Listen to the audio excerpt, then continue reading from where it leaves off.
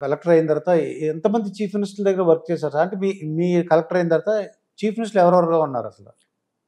Starting అప్పుడు మీరు కలెక్టర్‌గా అంజయ్య గారి దగ్గర నుంచి నేను చేరాక ఈ రాష్ట్రంలో కలెక్టర్గా కాదు అప్పటికి, ఇక రాష్ట్రంలో చేరిన తర్వాత అంజయ్య గారి దగ్గర నుంచి హ్మ్. 1995 దాకా అందరు ముఖ్యమంత్రులు చూశాను, అన్ని పార్టీల ముఖ్యమంత్రులు చూశాను. ఒకసారి వాళ్ళ గురించి ఒక్కొక్కటి చెప్పండి సార్ మీకు తెలిసినంత వరకు. ప్రతి నాయకుడిలో కూడా కొన్ని గొప్ప లక్షణాలు ఉంటాయి, కొన్ని బలహీనతలు. అంజయ్ గారిలో ఏంటంటే ఎంపతి అంటాం. ఆయన కష్టం నుంచి వచ్చిన మనిషి. ఒక కార్మికుడి నుంచి. ఆయన పెద్దగా చదువుకున్నవాడు కాకపోవచ్చు, కానీ ఇంగిత జ్ఞానం, కామన్ సెన్స్ ఉంది, ఎంపతి.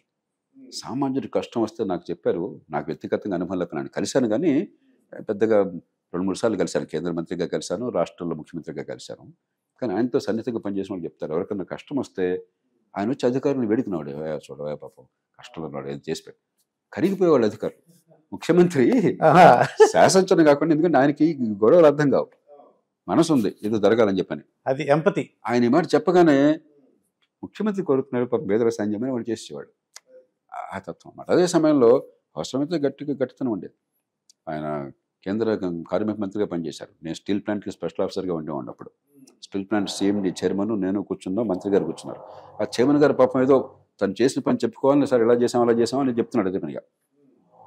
చెప్తుంటే అంజయ్ గారు అన్నాడు, ఏమయ్యా మెహర్బానీ అనుకున్నావు, నువ్వు నీవు జీతం తీసుకుంటున్నావు, పని చేస్తున్నావు, బోడి ఏముంది అన్నాడు. సో అదే మనిషి అవసరమైతే కాఠిన్యం కూడా చూపెట్టే శక్తి ఉందన్నమాట. అంజయ్ గారిలో ఒక అంటే ఎవరన్నా అవతల బాధలో ఉంటే కొద్దిగా అంటే సహాయం చేయమని అడుగుతారు, మనసు కరిగిపోద్ది అనమాట అండి. అవును, ఆర్ద్రత ఉండేది. అంజయ్ గారి తర్వాత అప్పుడు వచ్చింది నాకు గుర్తున్నంత వరకు మన భవన వెంకటరామరెడ్డి గారు. భవన వెంకటరామ గారు ఆయన విద్యాశాఖలో పనిచేసేవారు, ఎక్కువ కాలం లేరు, 6 నెలలు ఉన్నారు. విద్యామంత్రిగా నాకు తెలుసు, నేను కొంచెం పరిచయం ఉంది. కొంచెం సంస్కారి, బాగా చదువుకున్న మనిషి, సంస్కారి, పెద్ద పరిపాలనలో ఎక్కువ కాలం ఉండే అవకాశం అట్లా. తర్వాత విజయభాస్కర్ రెడ్డి గారు, ఆయన 3 నెలలే, కానీ పెద్ద మనిషి. గతంలో జిల్లా పరిషత్ అధ్యక్షులుగా చేశారు, స్వతంత్ర పోరాటంలో పాల్గొంటున్నారు, నిజాయితీకి పేరుందని మనిషి, కొన్ని విలువలకు పేరుందని మనిషి. కానీ పాపం ఆయన రాగానే ఎలక్షన్లు, ఆ హడావిడి, ఆ గందరగోళంలో విజయభాస్కర్ రెడ్డి గారి తర్వాత ఎన్టీ రామారావు గారు వచ్చారు, తెలుగుదేశం పార్టీ వచ్చింది. ఎన్టీ రామారావు గారు చెప్పక్కర్లేదు, అందరికీ తెలుసు ఆయన పద్ధతి. ఆయన ఎంత దృఢ సంకల్పం ఉంటుందో అంత మెత్తటి మనస్సు ఉంది.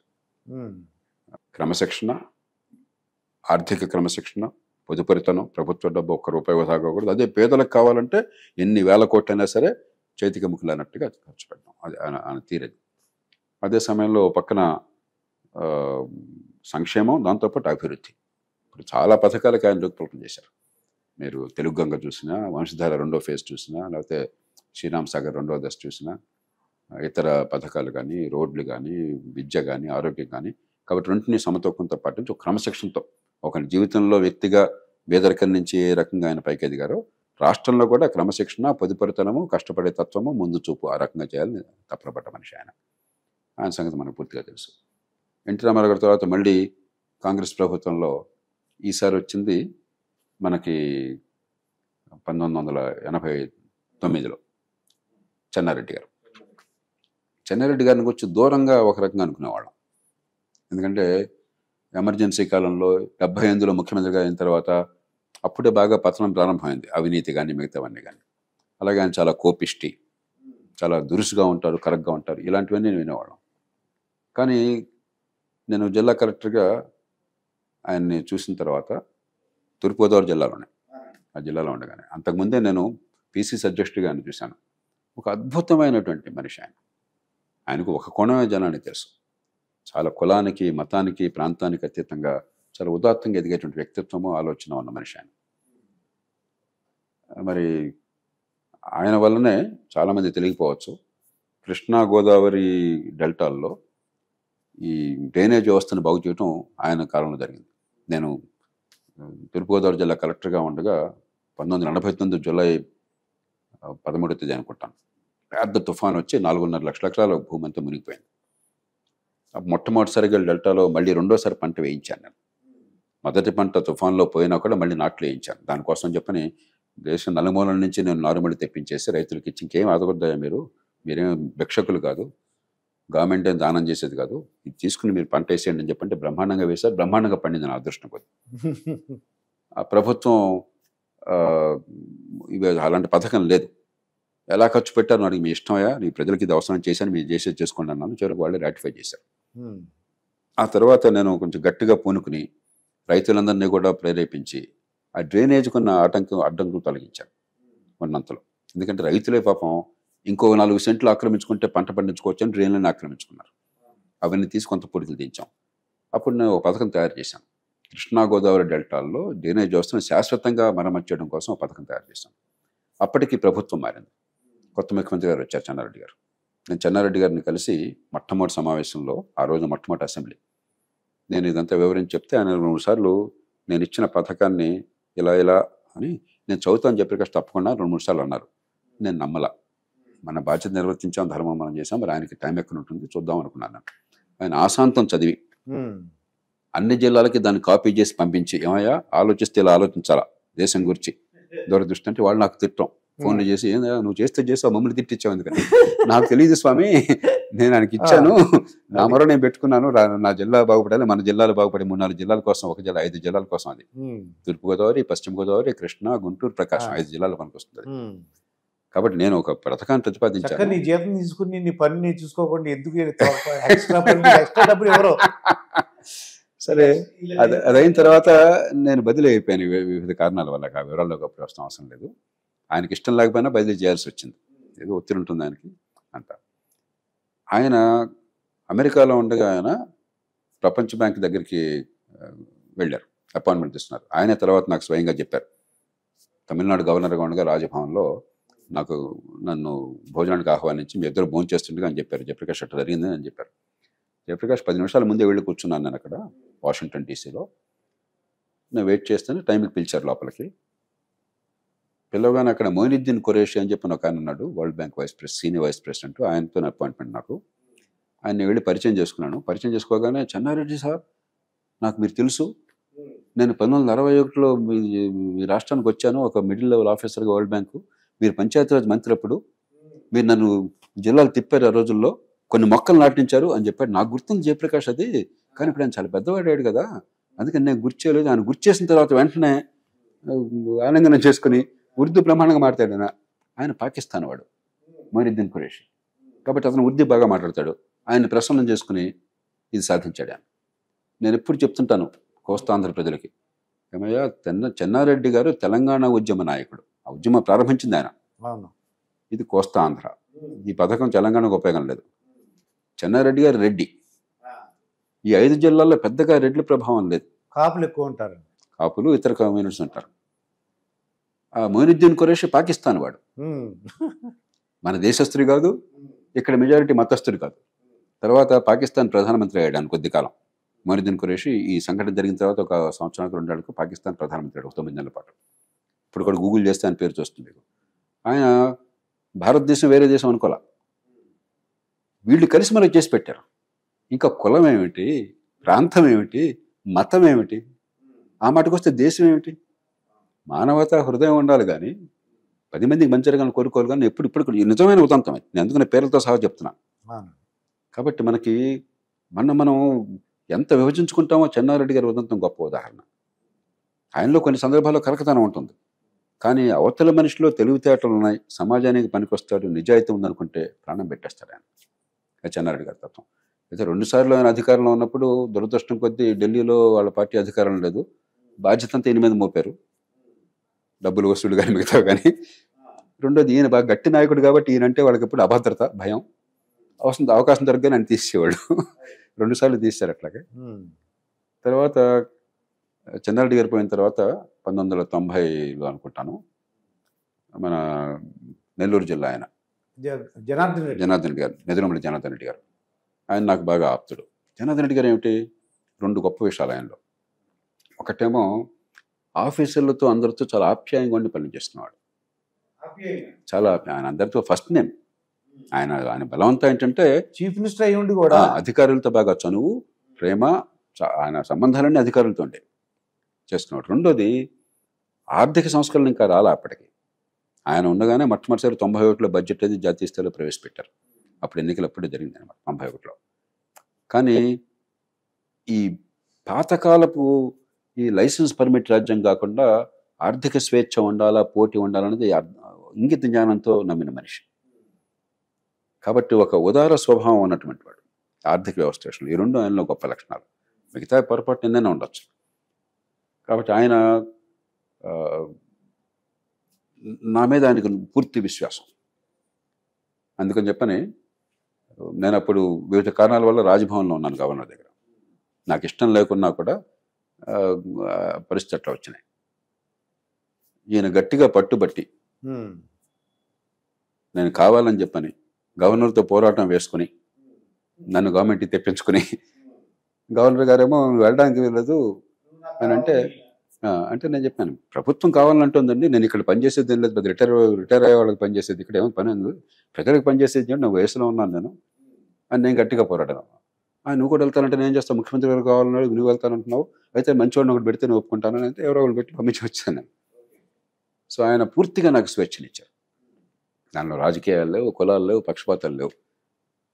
సహకార బ్యాంకు ఎండీగా నియమించారు. 100% స్వేచ్ఛనిచ్చారు. ఇక నీ ఇష్టం. నేదురుమల్లి జనార్దన్ రెడ్డి గారు. కాబట్టి ఆయనలో ఆ తత్వం అన్న కొన్ని సందర్భాల్లో చాలా గట్టిగా పోట్లాడామండి. కానీ ఇప్పుడు కూడా ఆయన అది వ్యక్తిగతంగా అనుకోలేను.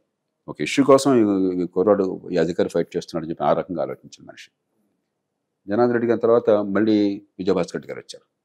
నేను చెప్పాను కదా, గతంలో 3 నెలలే పనిచేశారు. కానీ ఒక స్వతంత్ర పోరాటంలో పోరాడిన మనిషి, కొన్ని విలువలు ఉన్న మనిషి, చాలా అనుభవం ఉన్న మనిషి, పెద్ద మనిషి, రైతు పక్షపాతి. అంచేత ఆయనతో నేను బాగా పనిచేయగలిగాను. కానీ వివిధ కారణాల వల్ల పాప ఆయనకి ఏంటంటే ఎంత మంచితనం ఉందో అంత అమాయకత్వం కూడా ఉంది. ఎవరో చెవుల్లో నూరు పోసి ఏదో చేసేసరికి కొంతకాలం కొన్ని విషయాల్లో మనస్పర్ధలు వచ్చినాయి. నేను ఆ కారణంగా ఇంకా నా వల్ల సంస్థకి అన్యాయం జరగకూడదని చెప్పి నేనే అక్కడి నుంచి తప్పుకున్నాను. ఆ తర్వాత మళ్ళీ ఎన్టీ రామారావు గారు వచ్చారు. అది ఎన్టీ రామారావు గారి తర్వాత మళ్ళీ చంద్రబాబు నాయుడు గారు వచ్చారు. చంద్రబాబు నాయుడు గారి సంగతి మనకు తెలుసు. అభివృద్ధి గట్టిగా ఉండాలని చెప్పిన కోరిక, ఆర్థిక సంస్కరణ విషయంలో గట్టిగా చేసే తత్వం అంటాను. మధ్యలో నేను ముఖ్యమంత్రిగా చూడని మనిషి, నా దృష్టిలో మన తెలుగునాట అతి గొప్ప ముఖ్యమంత్రి జనగా వెంగళరావు గారు. పేరు విన్నాను. నాకు అత్యంత సన్నిహితుడే. వెంగళరావు గారికి నేను చాలా ఆప్తుణ్ణి. వెంగళరావు గారు నన్ను గట్టిగా ప్రోత్సహించి నాతో వాదించి ఎన్టీ రామారావు గారు కార్యదర్శిగా నన్ను కోరారు. నేను ఒప్పుకోలే. ఇదంతా గొడవ, పాలిటిక్స్, ఈ గవర్నమెంట్ దగ్గర ముఖ్యమంత్రి దగ్గర పనిచేయడం మనకి ఎందుకని చెప్పి నేను కొంచెం సంశయించాను, ఒప్పుకోకపోతే ఉన్నతాధికారులు ముఖ్యమంత్రి గారు పెద్ద మ్యాండేట్ వచ్చింది ఆయన కోరుతున్నారు, నువ్వు కాదంటే ఎట్లాగా అని చెప్పి కొంచెం విసుక్కున్నారు. అప్పుడు ఆ రోజున వెంకటరావు గారిని కలిశాను. అప్పుడప్పుడు కలుస్తుండేవాడిని చాలా ఆప్యాయంగాను. కలుస్తుంటే పక్కన ఇంకొకరు చెప్పారు, సీఎం గారు అడుగుతుంటే నేను కాదంటున్నాడండి అని చెప్పంటే ఆయన అప్పుడు నాకు నచ్చ చెప్పారు.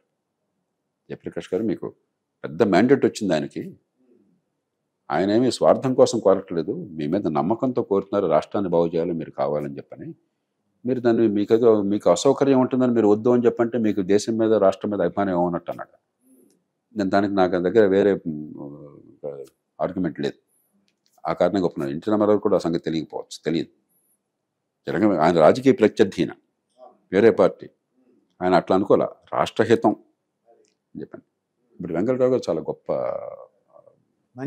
టీచర్లు కూడా చాలా మంచి అతను. మా ఫాదర్ మదర్ టీచర్సే, వాళ్ళు అస్తమని చెప్పారు, జగన్ వెంకటరావు గారు బాగా చూసారు టీచర్. గొప్ప ముఖ్యమంత్రి. అసలు రాష్ట్ర భవిష్యత్తుని అర్థం చేసుకుని ఇంగిత జ్ఞానంతో పెట్టుబడులను పెంచి మంచి పరిపాలన ఇచ్చి ఒక దిశ నిర్దేశించిన మనిషి. స్థానిక ప్రభుత్వం పెద్ద చదువుకోరు ఆయన స్కూల్ కూడా పూర్తి చేసినట్లేరు. కానీ పంచాయతీలు, గ్రామ పంచాయతీ సర్పంచ్ నుంచి సమితి అధ్యక్షుల దగ్గర నుంచి జిల్లా పరిషత్ చైర్మన్ దగ్గర నుంచి ఎమ్మెల్యే, మంత్రి, ముఖ్యమంత్రి అన్నింటిలో కూడా అసలు చాలా లోతైనటువంటి అవగాహన, ఇంగిత జ్ఞానం, మిత భాష.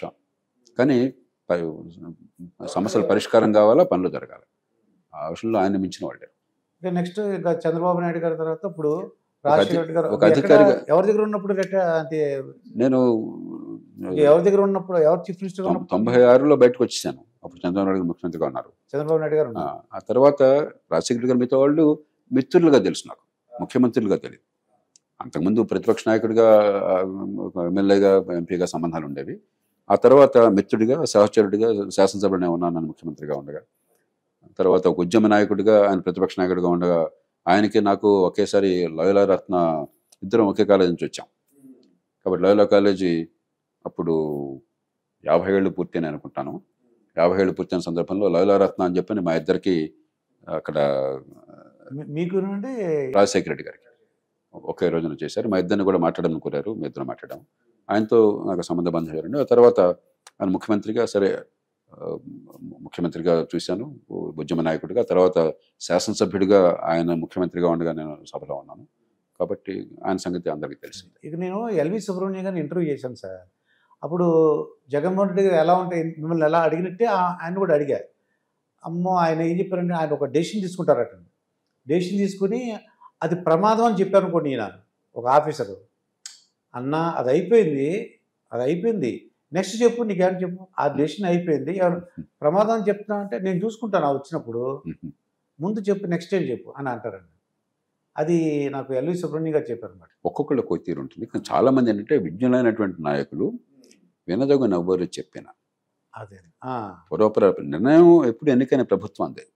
ఎన్టీ రామారావు గారు ఎప్పుడు చెప్పేవారు, మీరేం చెప్పాలో మీరు చెప్పండి, కానీ చివరికి కానీ బాధ్యత మాది. ప్రజలు మమ్మల్ని ఎన్నుకున్నారు, నిర్ణయం మేము చేస్తాం. మరి ఎన్టీ రామారావు గారు అధర్మం ఎప్పుడు చేయరు. కాబట్టి ఏం చేసినా చట్టబద్ధంగా ధర్మంగా చేస్తాం. ఒకసారి చేశాక నిర్ణయం జరిగాక గోతులు తవ్వబోకండి, ఇక దాన్ని అమలు చేసే బాధ్యత మీద. అది ఎప్పుడు ఆయన సిద్ధాంతం.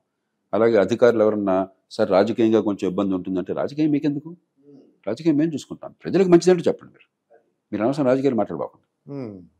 అంత ధైర్యం ఉండేది. మామూలుగా రాజకీయంలో ఉన్న వాళ్ళు కూడా స్వామి భక్తి ఎక్కువ చూపెట్టేసి రాజభక్తి చూపెట్టి పొలిటికల్గా ఇబ్బంది అవుతుంది సార్ అని చెప్తారు. అని ఎప్పుడు చెప్పాడు, పొలిటికల్ మీకెందుకు అసలు, ప్రజలకు మంచిదే కదా, రాష్ట్రానికి మంచిదే కదా, దేశానికి మంచిదే కదా, మీ బాధ్యత అది, రాజకీయం చూసుకున్న బాధ్యత అదని చెప్పాను. ఆయన చాలా ధీశాలి. ఎల్వి సుబ్రహ్మణ్యం గారు చెప్పిన విషయం ఏంటంటే, ఈ జగన్మోహన్ రెడ్డి గారి గురించి ఇలా చెప్పారు, ఇంకా టాపిక్ అయిపోయింది, ఇంకో టాపిక్ చెప్పాడారట. చంద్రబాబు నాయుడు గారు ఇంకా చెప్పు ఇంకేమైనా అడిగారట ఆయన అని చెప్పారు.